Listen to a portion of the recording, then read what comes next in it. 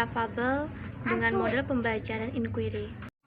Pembelajaran inquiry adalah pembelajaran berbasis permasalahan atau investigasi yang dilakukan dengan mencari kebenaran yang memerlukan pikiran serta dapat menggunakan intuisi.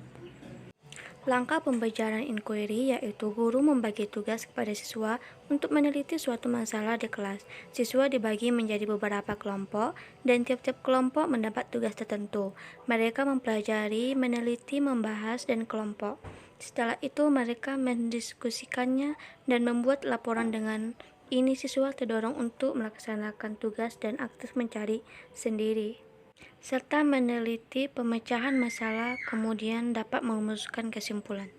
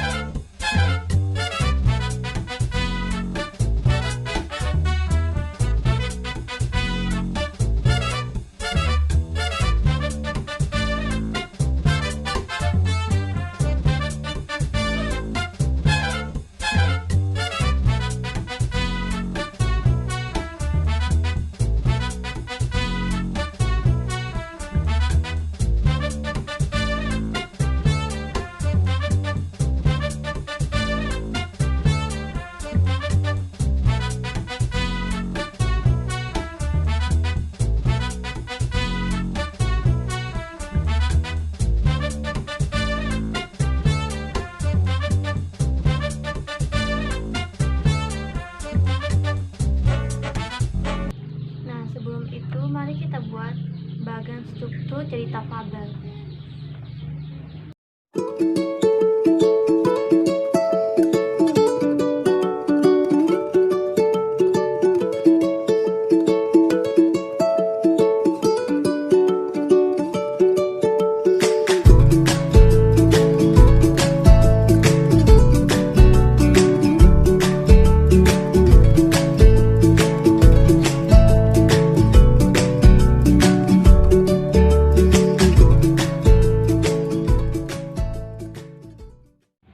Setelah itu kita akan membagikan siswa beberapa kelompok dan membagikan teks cerita fabel yang sudah disiapkan terlebih dahulu.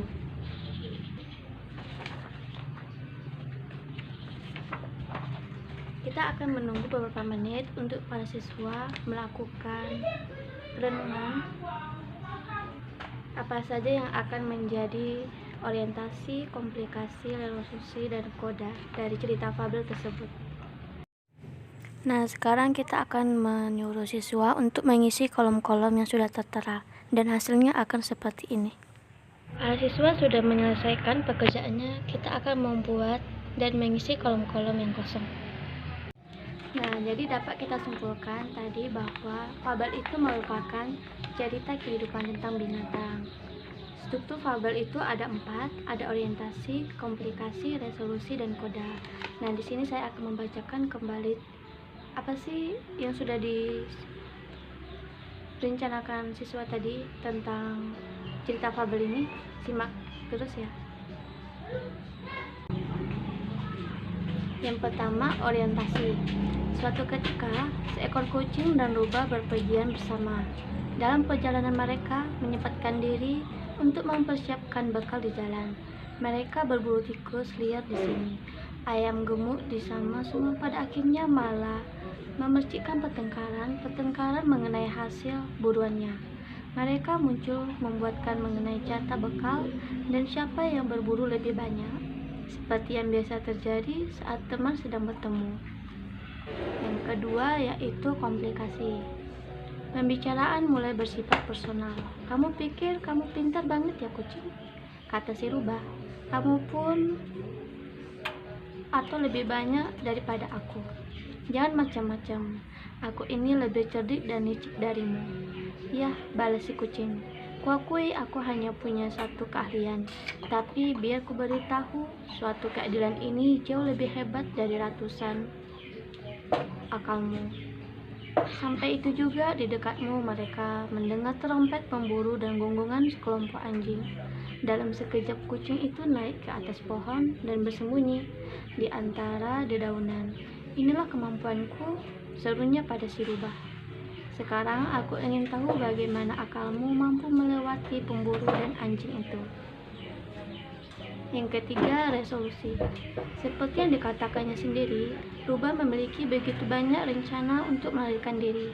Namun sayangnya hal itu justru membuatnya tidak dapat memutuskan. Namun yang akan dicoba terlebih dahulu yaitu menggelak di sana sini. Di belakangnya melipat gandakan jejaknya. Dia berlari dengan kecepatan tinggi. Dia memasuki selusin liang, tetapi semuanya sia-sia. Anjing-anjing itu menangkapnya dan segera mengakhiri buronan yang semua tipu dayanya. Dan yang keempat, koda. Banyak jalan menuju Roma, namun kita hanya akan berburu sampai ketika tengah pada satu jalan. Suatu akal sehat yang bekerja akan selalu berharga daripada banyak kecerdikan, apalagi kelicikan. Sekian presentasi dari saya mengenai model pembelajaran inquiry tentang cerita fabel. Apabila ada kekurangan, mohon maafkan. Wassalamualaikum warahmatullahi wabarakatuh.